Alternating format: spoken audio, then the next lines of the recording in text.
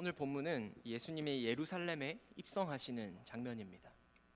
이제 드디어 십자가 지실 때가 이르렀음을 아시고 예루살렘에 입성하시는 것이죠. 여러분, 그래서 우리는 잘 알고 있습니다. 예수님이 지금 예루살렘에 입성하신 것은 우리의 죄를 대속하시려고 십자가 지시기 위해 가는 길이라는 것을 잘 알죠. 하지만 오늘 본문에 나오는 제자들과 수많은 무리들은요, 아마 꿈에도 몰랐을 거예요. 만약 며칠 뒤에 예수님이 허망하게 죽을 것을 이들이 알았다면, 과연 이들이 예수님의 입성을 오늘 이렇게 환호하고 기뻐하면서 정말 퍼레이드 펼쳐주는 것처럼 이런 것을 과연 이들이 했을까요?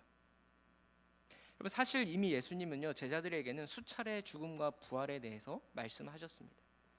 하지만 이들은 여전히 그 말씀을 이해하지 못했어요. 아니, 그 말씀을 자기들의 생각대로 받아들였습니다. 자신들만의 사고에 갇혀서 내가 받아들이고 싶은 대로 받아들였어요. 왜 그랬을까요? 여리고에서 사역을 다 마치신 예수님은요, 예루살렘 동쪽에 위치해 있는 감난산에 도착하셨습니다. 그리고 거기서 오늘 본문에 2명의 제자를 마을 건너편으로 보내세요. 우리 오늘 본문 1절부터 3절까지 말씀인데요, 함께 다시 찬찬히 읽어보시겠습니다. 그들이 예루살렘에 가까이 와서 감난산 벳바게와 베다니에 이르렀을 때에 예수께서 제자 중 2를 보내시며 이르시되 너희는 맞은편 마을로 가라. 그리로 들어가면 곧 아직 아무도 타보지 않은 나귀 새끼가 매어 있는 것을 보리니 풀어 끌고 오라. 만일 누가 너희에게 왜 이렇게 하느냐 묻거든 주가 쓰시겠다 하라. 그리하면 즉시 이리로 보내리라 하시니라고 합니다. 여러분, 예수님이 제자들에게 맞은편 마을로 들어가면 아무도 타보지 않은 나귀 새끼가 매어 있을 텐데 그 나귀를 풀어서 끌고 오너라라고 합니다. 만일 누가 왜 이렇게 하느냐, 왜 남의 나귀를 가져가느냐라고 물으면 뭐라고 대답하래요? 주가 쓰시겠다 하라랍니다. 여러분, 제자들은 그래서 예수님이 말씀하신 대로 마을에 들어갔고요, 정말 나귀 새끼가 매어 있었어요. 그리고 그냥 풀려고 하는 순간에 한 무리, 아마 나귀의 주인이 있었던 것 같아요. 그 한 무리들이 이렇게 얘기합니다. 우리 5절 말씀인데 함께 같이 읽겠습니다. 거기 서 있는 사람 중 어떤 이들이 이르되 나귀 새끼를 풀어 무엇 하려느냐 하매. 이 제자들이 묶여있는 나귀를 풀려고 할 때 이 나귀의 주인이 이렇게 묻죠. 이거 가져다가 뭐에 쓰실 겁니까? 이 무슨 뜻이냐면요, 이렇게 하찮은 나귀 새끼가 쓸 데가 있겠습니까? 어디에 쓰려는 겁니까? 뭐에 쓰냐는 거예요. 그러자 제자들이 예수님이 일러주신 대로 주가 쓰시겠답니다 라고 했더니 허락을 받고 끌고 왔습니다. 여러분, 어떤 것 같아요? 지금 이 그림이 마치 짜여진 각본대로 모든 게 돌아가고 있는 느낌입니다. 예수님은 이미 이 나귀 주인이 어떻게 나올지 다 알고 말씀하셨고요, 나귀 주인도 이미 준비되어 있는 자처럼 예수님께 자기의 나귀를 내어놓죠. 그래서 제가 이 말씀을 곰곰이 묵상하면서 과연 이 말씀의 흐름의 그 단어 핵심을 한 가지 뽑으라면 뭘까? 바로 주가 쓰시겠다 하라인 거예요. 주가 쓰시겠다 하라라는 이 말에 모든 것이 그냥 원래 마치 그랬던 것처럼 돌아가고 있습니다. 여러분, 어떻게 보면은 주님이 쓰시겠다고 하니 그냥 내어놓는 이 장면이 어떻게 보면은 주님이 그 나귀의 주인의 것을 가져가신 게 아니고요, 그동안 주님의 것을 나귀 주인이 쓰고 있었다라는 생각이 문득 드는 거예요. 여러분, 우리가 잊지 말아야 할 게 뭐냐면요, 이 모든 것이 주님으로부터 왔다라는 사실입니다. 그런데 자꾸만 우리가 착각하는 게 뭔지 아세요? 내 것인 줄 알아요, 우리는. 여러분, 기독교는요, 개인의 사유재산, 소유를 인정합니다. 그런데 그 소유의식이 나의 것이라는 개념이 아니라요, 맡았다라고 하는 개념이에요. 이걸 잘 아셔야 됩니다. 여러분, 이걸 뭐라고 그러죠? 내가 이걸 맡았다라고 하는 것을 청지기 의식이라고 합니다. 청지기가 뭐예요? 내가 주인이 아니라는 겁니다. 내 것이지만 내 게 아니라 진짜 주인이 따로 있고 나는 그저 위탁받았을 뿐이다. 그래서 나는 선하게 관리할 뿐이다. 그런 청지기일 뿐이다. 여러분, 이런 청지기 의식이 우리에게도 있어야 하는 줄 믿습니다. 그래야 언제든지 여러분, 주인이 내어놓으라고 할 때 내어놓을 수 있는 거예요. 내 것이 아니라 하나님이 주셨고 하나님의 것을 나에게 맡기셨다. 라는 이 청지기 의식을 가진 사람은 언제든지 주가 쓰시고자 할 때 내어놓을 수 있는 것이죠. 여러분, 또 한 가지는요, 아무리 하찮은 나귀 새끼라도 주님이 쓰시겠다는데, 그죠? 누가 뭐라고 토를 달 수 있겠어요? 또 주님이 쓰시겠다고 하니까 그 하찮은 나귀 새끼도 주님의 그 영광스러운 왕의 입성에 동참하는 일에 쓰임 받았다라는 겁니다. 여러분, 사실 이 어린 나귀의 자리는요, 주인의 집에 묶여 있기 위해 존재하는 게 아니라 예수님의 왕되심을 드러내기 위한 자리가 이 나귀의 자리입니다. 왜 그렇습니까? 이 세상의 모든 만물은 주를 위해서 존재하기 때문이에요.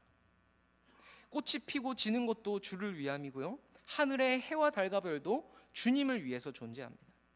여러분, 그렇다면 우리의 자리는 어디겠습니까? 이 나귀도 예수님을 위해 존재하는데, 이 하찮은 나귀도 그 예수님의 영광스러운 왕의 입성에 동참하기 위해 쓰임받고 있는데, 하나님의 은혜로 구원받은 우리는 왜 존재하고 무엇을 위해 살아야 할까요? 왜 우리가 건강해야 되고, 왜 우리의 사업이 잘 돼야 되고, 왜 우리의 자녀들이 잘 돼야 됩니까? 바로 주님의 그 영광스러운 길에 동참하기 위해서인 줄 믿습니다. 주님의 나라에 쓰임받기 위해서인 거예요. 여러분, 오직 주님을 영화롭게 하고 영원토록 그를 즐거워하는 것, 이것이 우리 인생의 목적이고 내가 있어야 될 자리다라는 것을 여러분 꼭 기억하시기 바랍니다. 여러분, 누가복음 19장에도 오늘 이 본문이 그대로 기록되어 있는데요, 사람들이 막 호산나 호산나 예수님의 예루살렘의 입성을 찬양하는데, 이 뒤에서 이 찬양을 함께 하지 못하는 사람이 있었어요. 누굴까요? 바로 뭐 좀 안다고 잘난 체하는 바리새인들이었습니다. 누가복음 19장 39절에 보시면요, 무리 중 어떤 바리새인들이 말하되 선생이여 당신의 제자들을 책망하소서라고 합니다. 왜 제자들을 책망하라고 합니까? 바리새인들이 볼 때는요, 예수님이 왕이 아니거든요. 기껏 쳐봐야 랍비인데, 아니, 랍비도 예수님은 전통 코스를 밟지 않았기 때문에 랍비라고 인정하고 싶지도 않았을 거예요. 그러니 바리새인들은 지금 예수님의 예루살렘 입성이 못마땅한 겁니다. 사람들이 막 왕이라고 환영하고 환호하는 게 못마땅한 거예요. 그래서 그만 좀 하게 하라고, 당신을 환호하는 게 말이 되냐고. 여러분, 그러자 예수님이 뭐라고 대답하셨을까요? 우리 누가복음 19장 40절인데 함께 읽겠습니다. 대답하여 이르시되 내가 너희에게 말하노니 만일 이 사람들이 침묵하면 돌들이 소리 지르리라 하시니라. 여러분, 우리가 찬양하지 않고 감격하지 않으면요, 누가 찬양하고 감격한대요? 돌들이 소리를 지른대요. 무슨 말입니까? 모든 피조물은 왕인 나를 위해 존재하기 때문에 너희들이 마땅히 해야 될 것은 그 왕이신 주님을 높이는 것이다. 그게 당연한 것이다. 만약 너희들이 찬양하지 않으면 돌들이 찬양하리라. 여러분, 이것이 저와 여러분을 비롯한 모든 피조물의 존재 목적입니다. 여러분, 언제까지 우리가 제자리를 찾지 못하고 세상에 묶여만 있을 수 있겠습니까? 주가 쓰시겠다 하라. 여러분, 주님께서 저와 여러분을 쓰시겠답니다. 아멘이십니까? 주님께서 저와 여러분을, 우리의 대길교회를 쓰시겠대요. 여러분, 그러면 어떻게 해야 됩니까? 어물쩍어물쩍거리면 안 되죠. 아멘 하고 묶어서 풀어서 주님께 가져가야 됩니다. 여러분, 그러면 왕의 위대한 입성에 동참하는 그 하나님 나라의 놀라운 기적을 맛볼 수 있을 줄 믿으시기 바랍니다. 우리 성도님들, 하나님이 나를 쓰시겠다고 하실 때 머뭇머뭇거리지 마시고, 할까 말까 망설이지 마시고, 주님, 제가 여기 있사오니 나를 쓰시옵소서, 이렇게 고백하는 우리 대길교회 성도님들 되시길 축복합니다. 여러분, 이렇게 예수님은 나귀 새끼를 타고요, 예루살렘에 입성하세요. 그런데 왜 하필 나귀 새끼일까요? 수많은 동물 중에서 왜 하필 나귀 새끼일까요? 여러분, 대통령이 청와대 들어갈 때, 그죠? 최고급 세단 차를 타고 들어가지 않습니까? 뭐 티코나 모닝 뭐 이런 차 타고 들어간 거 본 적 있으세요? 아니, 그래도 한 나라의 대통령인데 대통령의 격이 있지, 그죠? 어떻게 티코를 탈 수 있겠어요? 예수님은 이 세상 모든 만물을 만드신 창조주신데, 온 우주의 왕이신데 왕에 맞는 격이 있지. 어떻게 나귀 새끼, 그것도 새끼예요, 새끼. 어떻게 낙이 새끼를 타고 입성할 수 있을까요? 여러분, 그런데 왜 예수님은 낙이 새끼를 타고 입성하셨을까 하는 거죠. 스가랴 9장 9절을 보면요, 장차올 왕이 왜 나귀를 타실 것인지 이렇게 예언하고 있습니다. 우리 스가랴 9장 9절 말씀을 함께 읽겠습니다. 시온에 따라 크게 기뻐할지어다. 예루살렘에 따라 즐거이 부를지어다. 보라, 내 왕이 내게 임하시나니 그는 공의로우시며 구원을 베푸시며 겸손하여서 나귀를 타시느니 나귀의 작은 것 곧 나귀 새끼니라. 여기 보시면 왕이 우리에게 임하실 건데, 그 왕이 어떤 분이냐? 공의롭고 구원을 베푸시며 겸손하여서 나귀를 타실 것이다. 그런데 나귀도 그냥 나귀가 아니라 가장 작은 나귀 새끼를 타실 것이다 라는 거예요. 여러분, 그럼 한 번 더 제가 여쭤보겠습니다. 왜 만왕의 왕이신 우리 주님이 나귀 새끼를 타고 지금 예루살렘에 입성하십니까? 그분은 겸손의 왕이시기 때문이에요. 당시 세상 왕들은요, 아주 높은 군마를 탔습니다. 뭐 백마 이런 거, 그죠? 아니면 우리 조선 시대 때 왕들 한번 생각해 보세요. 엄청난 휘황찬란한 가마를 타고, 이건 누가 봐도 왕의 행차구나, 대본에 알 수 있죠. 그런데 만왕의 왕이신 그 주님은 나귀 중에서도 아주 작은 나귀, 그 나귀 새끼를 타시고 입성하세요. 여러분, 한번 이 장면을 상상해 보자고요. 나귀는요 원래 작습니다, 그죠? 말보다 키가 작아요. 그런데 그 중에서도 새끼 나귀입니다. 그 새끼 나귀를 성인 어른이 타면 어떤 모습일까요, 여러분?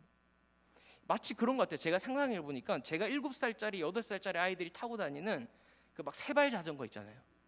그거 뺏어서 타는 것 같은 그런 모습일 것 같아요. 여러분, 애들이 타는 세발 자전거 타면 바닥에 발이 막 끌릴 거 아니에요, 그죠? 데일랑 말랑.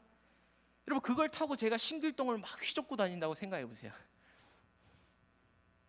얼마나 우스꽝스럽겠어요, 그죠? 지금 예수님의 모습이 그랬을 것 같다는 거죠. 예수님이 나귀 새끼 위에 타시면은 발이 땅에 다일랑 말랑 굉장히 없어 보이고 초라해 보이셨다는 겁니다. 여러분, 이거는 예수님이 세상 왕들과는 완전히 다르다는 것을 보여주시고 계세요. 대통령이 최고급 세단차를 타는 게 당연하고요, 왕이 휘황찬란한 가마를 타는 게 당연한데, 우리 예수님은 그 당연한 우리의 세상적 가치를 깨트리시는 겁니다. 지금 예수님을 따르는 수많은 무리들이 여러분 가지고 있던 생각이 뭐겠습니까? 이분이야말로 정말 우리의 메시아구나. 죽은 나사로도 살리고요, 병도 고치고요, 말씀을 전하는데 너무 권위 있는 거야. 와, 이분이 메시아다. 아무도 무너뜨릴 수 없을 것 같은 저 로마 제국을 단번에 제압하는 그 힘있고 능력 있는 강한 메시아구나. 바로 이분이구나. 여러분, 그런데 그 무리를 향해서 예수님이 나귀 새끼를 타시면서 이렇게 알려주고 싶었던 거예요. 나는 세상 죄를 지고 가는 어린 양으로 왔다. 세상 왕들처럼 군림하고 힘으로 지배하는 왕이 아니라 내가 낮아지고 내가 죽어서 너희를 살리러 온 겸손의 왕이다라는 거예요. 여러분, 그래서 예수님이 통치하시는 나라는요, 섬김과 희생의 원리가 작동하는 사랑의 나라입니다. 힘으로 지배하고 억압하고 자기를 뽐내는 나라가 아니라 내가 힘이 있음에도 그 힘을 가지고 오히려 섬기는 나라예요. 그분이 통치하시는, 다스리시는 나라. 여러분, 그래서 방금 읽었던 스가랴 9장 9절 다음에 10절에 이렇게 말합니다. 우리 10절 말씀 함께 읽겠습니다. 내가 에브라임의 병거와 예루살렘의 말을 끊겠고 전쟁하는 활도 끊으리니 그가 이방 사람에게 화평을 전할 것이요 그의 통치는 바다에서 바다까지 이르고 유브라데 강에서 땅끝까지 이르리라.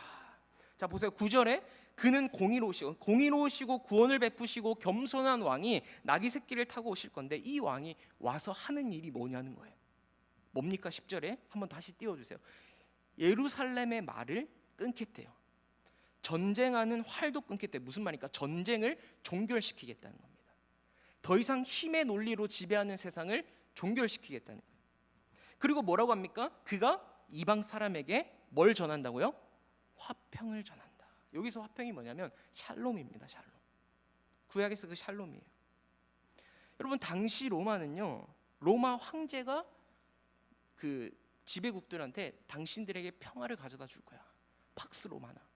로마 황제가 너희들에게 평화를 갖다 줄 거야. 외쳤습니다. 하지만 여러분, 이 평화는 진정한 평화가 아니죠.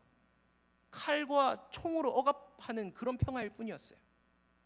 여러분, 그런데 이 땅에 겸손의 왕으로 오시는 그분은요, 힘의 논리가 존재하는 이 세상의 전쟁을 끊고 정말 참된 평화, 그 샬롬을 너희들에게 줄 것이다. 여러분, 그러니 오늘 예수님이 나귀 새끼를 타신 것, 그 나귀 새끼를 타시면서 예루살렘에 입성하시면서 이 무리들에게, 우리에게 보여주고 싶었던 것은요, 예수님이 통치하는 그 하나님의 나라는 세상의 황제, 세상의 권력자들이 추구하는 그런 억압과 전쟁의 나라가 아니라, 힘의 논리로 지배되는 나라가 아니라 섬김과 평화의 나라다. 이걸 알려주고 싶었던 거예요. 스가랴 구약을 유대인들이 잘 알고 있잖아요. 그 하나님의 뜻을 알면, 그 예수님이 나귀 새끼를 타고 이제 성취하시는 걸 보면은 요거를 깨달았어야 됐다고요. 여러분, 그런데 이 무리 중에서 이걸 알고 과연 호산나 호산나 외쳤던 무리들이 과연 몇이나 됐을까요? 여러분, 이들이 원하는 메시아는요, 화려한 백마 타고 오는 능력 있고 강력한 힘을 가진 메시아를 원했어요. 상상도 못했을 것입니다. 저렇게 힘이 없고 미약한 메시아를 통해서 구원이 임할 거라고 생각을 못했을 거예요. 여러분, 요한계시록에 보면요, 하나님이 두루마리 환상을 보여주세요. 근데 이 두루마리 풀 사람이 없어서 이 사도 요한이 막 웁니다. 막 울어요. 그런데 그때 하나님이 어떤 장면을 딱 보여주시거든요. 요한계시록 5장 5절에서 7절입니다. 우리 말씀을 함께 같이 읽어볼게요. 시작. 장로 중에 한 사람이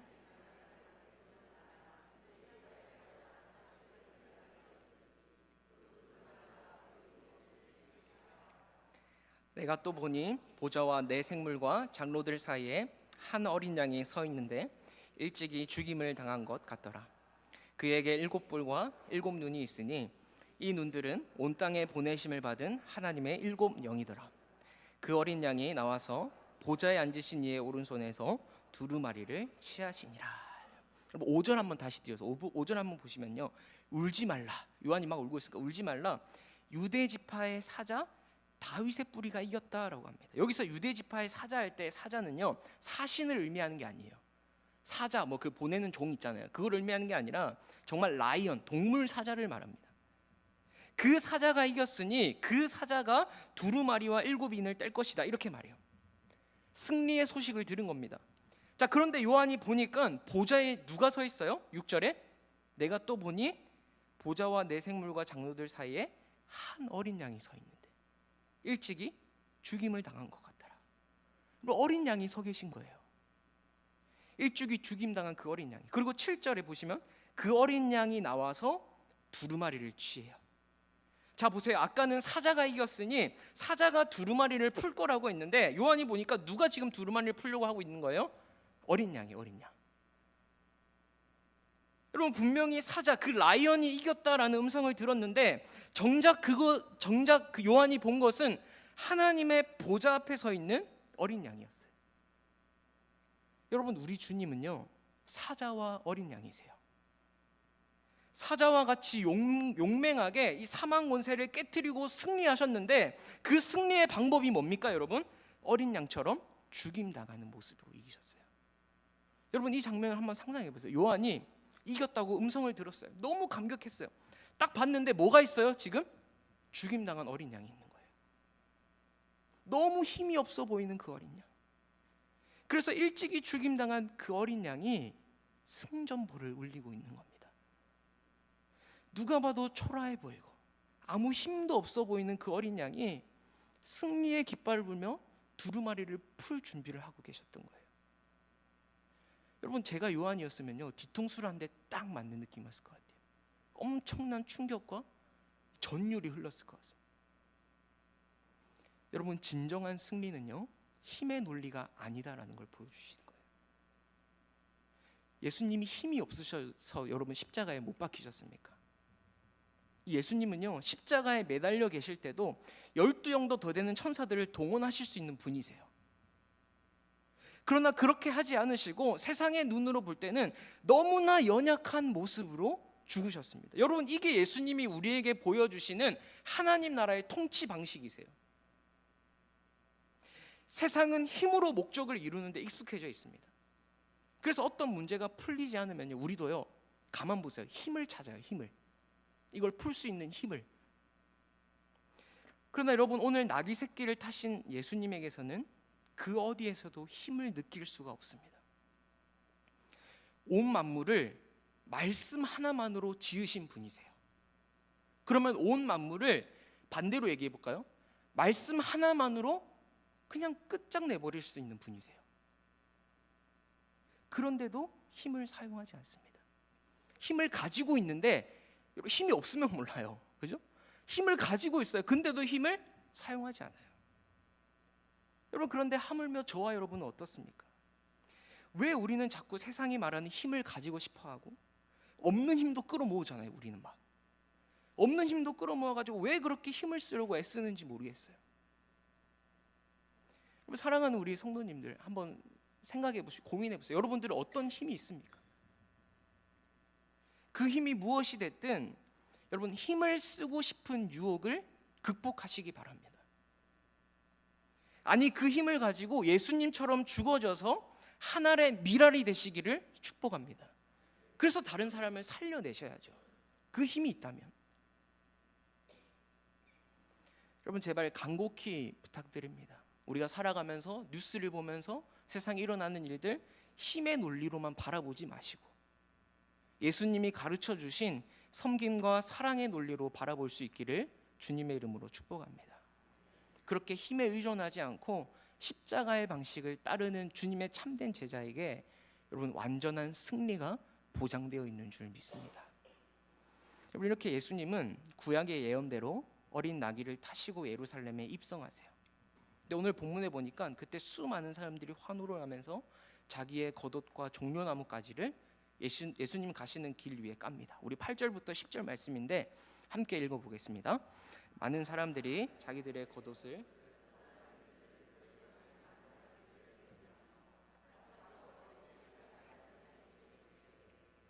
찬송하리로다. 주의 이름으로 오시는 이여 찬송하리로다. 오늘 우리 조상 다윗의 나라여 가장 높은 곳에서 호산나 하더라.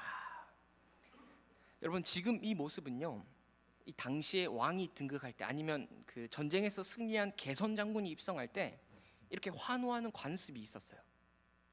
이 왕이 입성하면 군중들이 막 성문 앞에 나와서 마치 퍼레이드 하듯이 환호하는 거죠. 그래서 백성들이, 지금 무리들이 그렇게 예수님을 환영하고 있는 겁니다.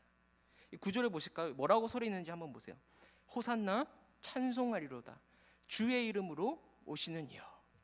여기서 호산나라는 말은 구원하소서라는 뜻인데요, 예수님 당시에는 이 말이 마치 요즘에 우리처럼 할렐루야와 같은 그런 비슷한, 자주 사용되었어요. 기쁨과 환호를 표현하는 말이었어요.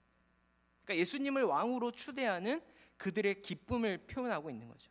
그리고 10절에도 보실까요? 오는 우리 조상 다윗의 나라요. 이 예루살렘에 입성하는 예수님이 다윗의 영광을 회복시켜 줄 거라고 믿었습니다. 여러분, 수많은 무리가 있어요. 한번 상상을 해보세요. 어떤 마음으로 이 예수님을 호산나 호산나, 목적이 있을 거 아니에요. 어떤 마음으로 호산나 호산나 불렀을까요? 다 다를 겁니다. 여러분, 물론 여리고에서 예수님을 따랐던 바디메오 같이 예수님이 정치적 군사적 메시아 그런 건 상관없어요. 그게 아니라 우리를 죄에서 구원해 줄 메시아심을 믿고 그 입성을 환영했던 사람도 있을 겁니다. 그래서 호산나 주의 이름으로 오시는 이여, 진정성 있게 정말 찬양한 이들도 있을 거예요. 그런데 여러분, 대부분의 사람들은 그렇지 않았습니다. 당시 땅을 빼앗긴 자들은요, 예수님이 드디어 내 땅을 도로 되찾아 주겠구나. 억압받고 노예로 사는 자들은요, 예수님이 드디어 나를 해방시켜 주시겠구나. 예수님이 드디어 우리를 굶어 죽게 하지는 않으시겠구나. 오해를 해도 너무 오해하고 있었어요. 여러분, 그래서 이 예수님을 열렬히 환영하던 무리가 여러분 어떻게 바뀌었는지 아세요? 불과 5일 만에 예수님을 향해 이렇게 소리칩니다. 십자가에 못 박으소서. 십자가에 못 박으소서. 여러분, 예수님이 들어오신 날이 주일이에요. 우리 종료주일로 보통 지키잖아요. 그 십자가에 달려 돌아가신 날이 금요일입니다. 성금요일. 그런데 예수님이 예루살렘에 들어오실 때 그렇게 열렬히 환호하던 무리들이 불과 5일도 안 돼서 태세 전환이 된 겁니다. 누구보다 큰 목소리로 호산나 호산나 외쳤던 사람들이 불과 4일 후에 예수를 십자가에 못 박으시오. 예수를 십자가에 못 박으시오. 어떻게 이렇게 바뀔 수 있을까요? 과연 이들이 호산나 호산나 불렀던 그 이유가 무엇일까요, 도대체? 여러분, 사실 이 무리들의 환호와 기쁨은요, 예수님 자체를 환영하고 예수님 자체를 받아들이는 게 아니었습니다. 그저 그들의 기대감을 표출하고 있었던 것, 즉 자기들이 상상하는 왕을 환영했던 겁니다. 여러분, 제가 스포츠를 좀 좋아하는데요, 많이 좋아하죠. 특히 어렸을 때 이제 모든 스포츠를 다 관람하는 것도 좋아하고 하는 것도 좋아하는데, 야구, 특히 제가 부산이 고향이다 보니까 롯데 광팬이었습니다. 그래서 제가 중학생 때, 어렸을 때는 이제 삼촌 아버지 따라서 야구장 갔다면, 중학생 때부터는 이 부산 사직구장에서 홈 경기 야구를 한다 하면은 친구들하고 야구장에 출근을 했어요. 학교 수업 끝나고. 그때만 해도 입장권이 없어도 7회부터 들여보내줬거든요. 그게 있었어요. 7회부터 이제 그래서 돈이 없어서 표를 못 끊을 때는 그렇게 해서라도 야구를 꼭 봐야 돼. 야구장에서 기다리는 거예요. 1회부터 6회 끝날 때까지. 그 정도로 야구를 좋아했습니다.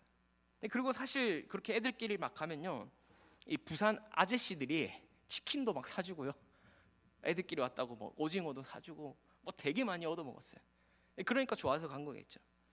그런데 이 아저씨들이 얼마나 열정적으로 막 응원을 하고 얼마나 열정적으로 욕을 하는지, 옛날에, 지금은 좀 덜한데 옛날에는 장난 아니었어요. 그냥 이제 경기가 졌다 그러면 여러분, 롯데 선수들이 집을 못 갔어요. 옛날에 그거 아시죠, 여러분? 선수들 타는 버스 앞에 기다렸다가 느그가 프로가 이러면서 막 계란 던지고 물매 맞고, 그렇게 열렬히 응원하던 팬들이 경기에서 지니까 어떻게 돼요? 순식간에 돌변합니다. 여러분, 유럽에서는 축구가 유명하잖아요. 축구가 굉장히 인기 있는 스포츠인데 경쟁팀끼리 붙는 걸 더비라고 하거든요. 근데 그 경기, 그 더비에서 지면요, 물론 지금도 막 싸우고 그러지만 막 정말 유혈 사태가 일어난대요. 막 불도 지르고. 그러니까 생각해 보세요. 90분 전에, 경기 시작하기 전에 그 관중들의 마음 보세요. 선수들을 막 응원하는 그 함성, 호산나 호산나. 근데 90분에 졌어, 패배했어, 돌변하죠. 여러분, 이걸 보면서 뭘 알 수 있어요? 그 경기 자체를 즐겼다라기보다는 그들이 원하는 무언가가 있었다는 거예요. 그걸 표출하고 싶었던 겁니다. 지금 예수님을 왕으로 환영하는 무리들이 마치 그와 같아요. 예수님 자체가 아니라 그들이 원하는 무언가를 열광적으로 표출하고 있었던 겁니다. 여러분, 그들이 원하고 기대했던 메시아는요, 그냥 허망하게 십자가에서 죽는 메시아가 아니었어요. 그들은 예수님이 예루살렘에 들어오신 다음에 로마 정부를 그냥 확 엎어버리고, 또 로마와 결탁했던 그 종교 지도자들, 꼴보기 싫은 우리 등살 다 빼먹는 저 종교 지도자들, 예수님이 다 없애버리고 싹 쓸어버리고 민족 해방의 날이다. 여러분, 그런데 예수님이 그렇게 하셨습니까? 전혀 무리들의 기대를 만족시켜 주지 못했습니다. 오히려 예수님은 이상하고 뜻모를 설교만 하시다가 로마 병정들 앞에 끌려가서 고난당하시고 허무하게 십자가에 달려 죽으셨어요. 생각해 보세요. 밧줄에 꽁꽁 묶인 예수님, 얼마나 맞았는지 피가 줄줄 흐르고요, 일어설 힘도 없어요. 그 무리들이 그 예수님을 보면서 내가 저 예수라는 자를 지금까지 왜 쫓아다녔지? 너무너무 실망스럽고 절망적인 겁니다. 모든 소망이 다 사라진 거예요. 예수님께서 악한 지도자들의 그 횡포에서 자기들을 건져주실 것을 기대했는데, 지금 그들 앞에 나타난 예수님은 전혀 그럴 힘이 없는 무기력한 존재일 뿐이었다라는 거죠. 여러분, 자기들 마음대로, 이 군중들을 한번 생각해 보세요. 자기들 마음대로 예수님을 생각했어요. 내가 생각한 그 왕, 정치적 메시아. 그런데 또 자기들 마음대로 예수님께 실망해요. 또 결국에 자기들 마음대로 예수님을 십자가에 못 박으라고 외칩니다. 여러분, 그들 입장에서 예수님이 죽어야 할 이유는 딱 한 가지밖에 없어요. 내 기대를 충족시켜주지 못했다. 내가 원하는 것을 해주지 않았다. 그러니까 십자가에서 죽여라. 여러분, 오늘 우리도 어쩌면 이 군중들과 같을 수 있다라는 생각을 좀 해보았습니다. 예루살렘에 입성하시는 그 예수님의 진짜 목적과 본질에 우리가 집중하지 않으면요, 이 무리들처럼 얼마든지 될 수 있어요. 여러분, 이 무리들이 예수님을 따르는 이유가 뭡니까? 예수님이야말로 내 삶의 문제를 해결해 줄 것이에요. 예수님을 그저 소원을 이루어주는 분으로만 생각하고 따랐어요. 그래서 열광적으로 호산나 호산나 하면서 예수님을 환영했는데, 그 열정이 내가 원하는 것을 이루기 위한 열정이었다라는 거죠. 여러분, 우리도 주님을 위한 열정이라고 말은 하지만요, 사실은 내 영광과 내 만족을 위한 열정일 가능성이 얼마든지 있다라는 거예요. 그럼 그걸 어떻게 알 수 있을까요? 어떻게 알 수 있을까요? 내가 그토록 원하고 바랬던 기도, 그 기도가 이루어지지 않을 때 1, 2년 작심하고 기도했어요. 그런데 오히려 그 반대의 결과를 받아들여야 할 때 여러분 어떻게 하십니까? 하나님을 원망하십니까? 아니면 그럼에도 불구하고 감사하십니까? 열심히 신앙생활을 했는데도 내 삶에 어려움이 찾아왔을 때 나는 과연 어떻게 반응하고 있는가? 여러분, 이걸 보면 알 수 있어요. 주님을 위해 정말 열심히 봉사하고 10년, 20년, 30년 교회를 섬겼는데도, 헌신했는데도 삶이 하나도 나아지지 않고요, 오히려 더 어려워지고 힘들어져. 차라리 이럴 바에 세상의 방법대로 사는 게 낫지. 그래서 만약 이 무리들처럼 예수님을 떠나고 원망한다면요, 그 사람은요 예수님 자체를 사랑한 게 아닙니다. 예수님에게서 얻어지는 그 무언가를 사랑했던 거예요. 여러분, 우리가 생각하는 그림을 가지고 하나님을 만들어내고 있기 때문에 성경에서 이야기하는 하나님에 대해서는 별로 관심이 없어요. 내가 원하는 하나님만 믿고 싶어 하고요, 그렇게 믿을 때가 많죠. 왜 우리가 호산나를 외칩니까? 내가 내 인생의 문제를 해결해 보겠다고 호산나를 외치죠. 간절하게 외쳐요. 오늘 이 무리들 보세요. 호산나 호산나 외쳤을 때 간절하지 않았던 게 아니에요. 그냥 사람들이 하니까 따라한 게 아니에요. 자신의 인생의 문제를 해결해 보고자 간절하게 외쳤던 겁니다. 근데 이들은요, 자신들의 문제만 중요했지 예수님이 이 땅에 오신 진짜 목적, 구약에서부터 메시아를 보내겠다고 약속하셨던 그 하나님의 진짜 의도와 마음, 이렇게 어리석고 완악한 죄인들을 위해 대신 죽으러 가는 그 십자가의 길을 가기 위한 예수님의 예루살렘 입성에는 전혀 관심이 없었던 겁니다. 왜? 내 문제가 중요하니까. 내가 살아가는 내 삶의 현실이 녹록치 않으니까. 이 현실을 타파해 줄 누군가가 필요하니까. 그래서 이들은 호산나 호산나 그렇게 간절히 외쳤고요, 예수님이 자기들이 생각했던 메시아가 아님을 알고 다 떠나버렸습니다. 여러분, 한번 묻겠습니다. 우리는 왜 호산나를 외치십니까? 무엇 때문에 호산나를 외쳐야 할까요? 여러분, 우리 신앙에서 가장 놓치지 말아야 할 모든 신앙생활의 근본은요, 나를 통해서 하나님의 뜻이 이루어지는 겁니다. 우리 한번 따라해 보실까요? 나를 통해서 하나님의 뜻이 이루어지는 겁니다. 여러분, 내 뜻이 이루어지기를 바라고 내 계획이 성취되어지기를 바라는 것은요, 진짜 신앙이 아니에요. 진짜 믿음이 아닙니다. 진짜 신앙은 내 뜻이 아니라 하나님의 뜻이 이루어지기를 바라는 겁니다. 그래서 여러분, 예수님이 가르쳐 주신 주기도를 보세요. 하늘에 계신 우리 아버지여, 이름이 거룩히 여김을 받으시오며 나라가 임하시오며, 그 다음 중요하죠? 뜻이 하늘에서 이루어진 것 같이 땅에서도 이루어지다. 뜻이 하늘에서 이루어진 것 같이 땅에서도 이루어지다. 우리가 간구해야 될 가장 중요한 기도 제목입니다. 여러분, 우리의 신앙생활의 목표가요, 내 어려움이 해결되고 내 소원이 이루어지는 그 정도의 수준이 돼서는 안 돼요. 그 정도의 수준이 아니라 내 삶 속에 하나님의 뜻과 하나님의 나라가 이루어지는 겁니다. 여러분, 이걸 알고 이걸 목표로 살아가는 사람이 고작 내가 원하는 게 안 이루어졌다고 하나님을 원망하고 떠날까요? 설사 내가 원하는 것이 이루어지지 않았다 할지라도 그 과정 속에서 내가 수치를 좀 당하고 좀 손해를 보고 혹은 심지어 정말 몸까지 아프게 된다 하더라도 그러한 나의 고난을 통해서 주님이 영광 받으신다면, 그것을 통해 하나님의 뜻이 이루어진다면, 여러분, 그것으로 만족하고 감사하고 기뻐하는 사람이 진짜 리얼 찐 크리스천 아닐까요? 사랑하는 우리 성도님들, 하나님이 기뻐하시는 신앙생활은 내 소원이 이루어지고 내 뜻이 성취되는 것이 아닙니다. 우리 예수님도요, 성자 하나님이시지만 성부 하나님의 뜻을 위해 이 땅에 사셨어요. 친히 우리에게 본을 보여주셨습니다. 그렇다면 우리도 그 본을 따라서 하나님 나라와 그 뜻을 위해 여러분 이 한 몸 바쳐야 되지 않겠습니까? 우리 새 생명 거듭났잖아요. 새로운 생명이 주어졌잖아요.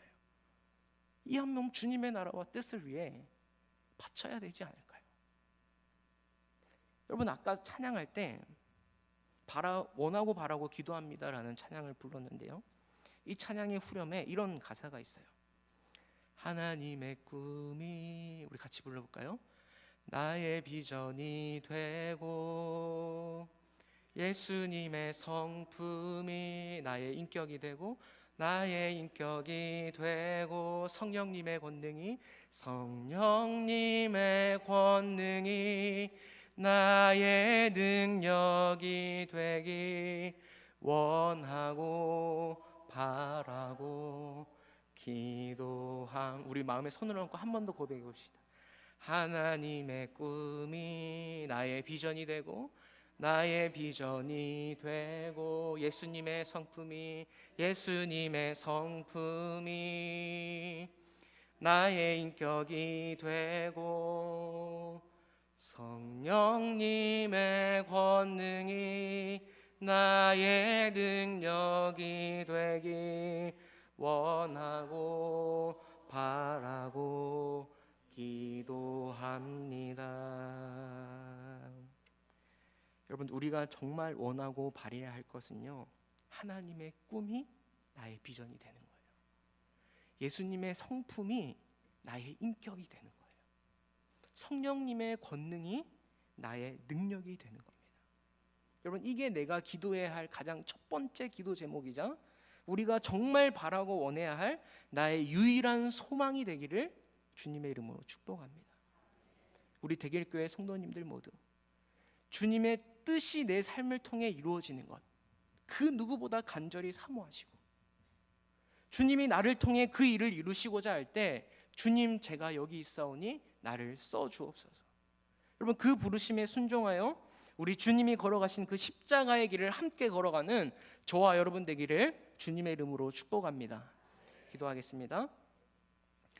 하나님, 감사합니다. 오늘 수많은 무리들이 예수님의 예루살렘 입성을 호산나 호산나 찬양했는데, 하나님, 우리는 왜 호산나 호산나 찬양하며 그 주님의 이름을 높이며 나아가고 있는지 하나님 돌아보게 하심에 감사합니다. 만왕의 왕이시고 온 우주의 왕이시지만 힘이 있음에도 힘을 쓰지 않고 그 어린 나귀 새끼를 타시면서 겸손의 왕, 평화의 나라, 사랑과 섬김의 나라가 하나님 나라의 통치 원리임을 우리에게 보여주신 것처럼 우리도 세상 속에서 힘을 찾고 힘을 갈급해하고 힘을 구하는 것이 아니라 하나님의 사랑과 그 섬김을 구하며 그것을 실천해 나갈 수 있는 우리 대길교회 성도님들 될 수 있도록 축복하여 주시옵소서. 감사드리며 예수님 이름으로 기도합니다. 아멘.